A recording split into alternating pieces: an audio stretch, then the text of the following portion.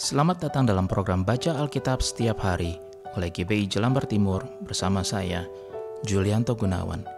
Lukas pasal 15. Perumpamaan tentang domba yang hilang. Para pemungut cukai dan orang-orang berdosa biasanya datang kepada Yesus untuk mendengarkan Dia. Maka bersungut-sungutlah orang-orang Farisi dan ahli-ahli Taurat, katanya.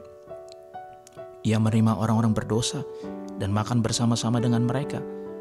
Lalu ia mengatakan perumpamaan ini kepada mereka. Siapakah di antara kamu yang mempunyai 100 ekor domba, dan jikalau ia kehilangan seekor di antaranya, tidak meninggalkan yang 99 ekor di padang gurun dan pergi mencari yang sesat itu sampai ia menemukannya? Dan kalau ia telah menemukannya, ia meletakkannya di atas bahunya dengan gembira. Dan setibanya di rumah, ia memanggil sahabat-sahabat dan tetangga-tetangganya, serta berkata kepada mereka, "Bersukacitalah bersama-sama dengan aku, sebab dombaku yang hilang itu telah kutemukan." Aku berkata kepadamu, demikian juga akan ada sukacita di sorga karena satu orang berdosa yang bertobat, lebih daripada sukacita karena 99 orang benar yang tidak memerlukan pertobatan. Perumpamaan tentang dirham yang hilang. Atau perempuan manakah yang mempunyai 10 dirham, dan jika ia kehilangan satu di antaranya, tidak menyalakan pelita dan menyapu rumah serta mencarinya dengan cermat sampai ia menemukannya?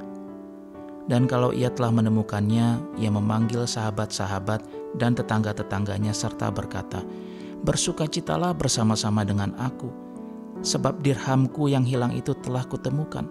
Aku berkata kepadamu, demikian juga akan ada sukacita pada malaikat-malaikat Allah karena satu orang berdosa yang bertobat.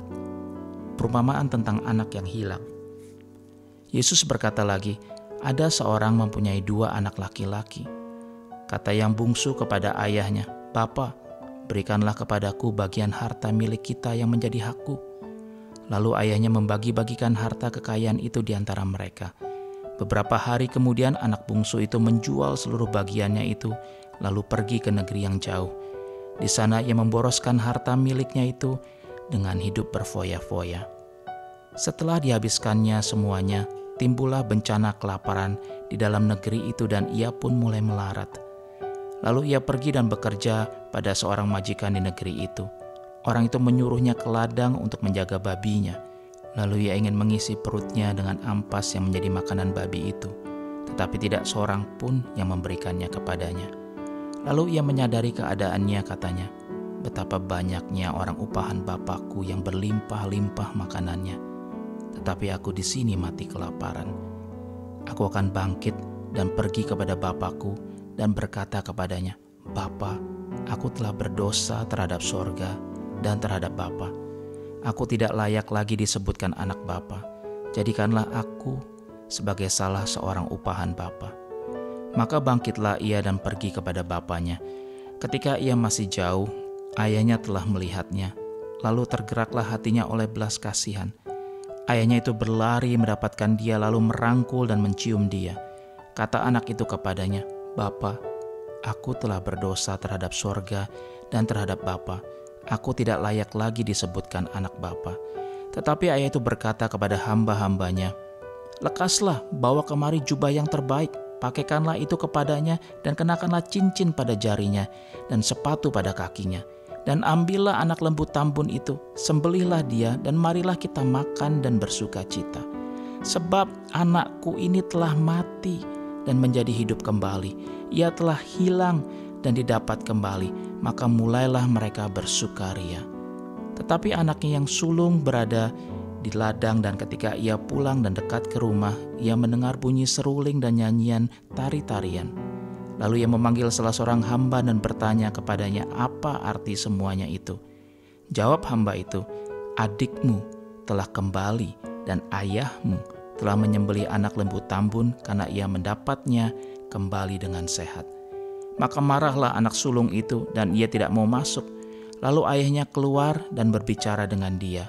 Tetapi ia menjawab ayahnya, katanya, "Telah bertahun-tahun aku melayani Bapa dan belum pernah aku melanggar perintah Bapa.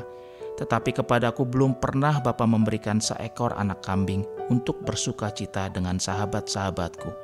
Tetapi baru saja datang anak Bapa yang telah memboroskan harta kekayaan Bapa bersama-sama dengan pelacur-pelacur, maka Bapa menyembelih anak lembu tambun itu untuk dia. Kata ayahnya kepadanya, "Anakku, engkau selalu bersama-sama dengan aku, dan segala kepunyaanku adalah kepunyaanmu. Kita patut bersuka cita dan bergembira, karena adikmu telah mati dan menjadi hidup kembali. Ia telah hilang dan didapat kembali." Kiranya sukacita surga boleh tercurah atas kami semua, mendapati diri kami berbalik kembali kepada Engkau. Yang dulunya kami mati, sekarang kami hidup. Yang dulunya kami buta, sekarang kami bisa melihat. Di dalam nama Tuhan Yesus kami berdoa, kami mengucap syukur. Amin.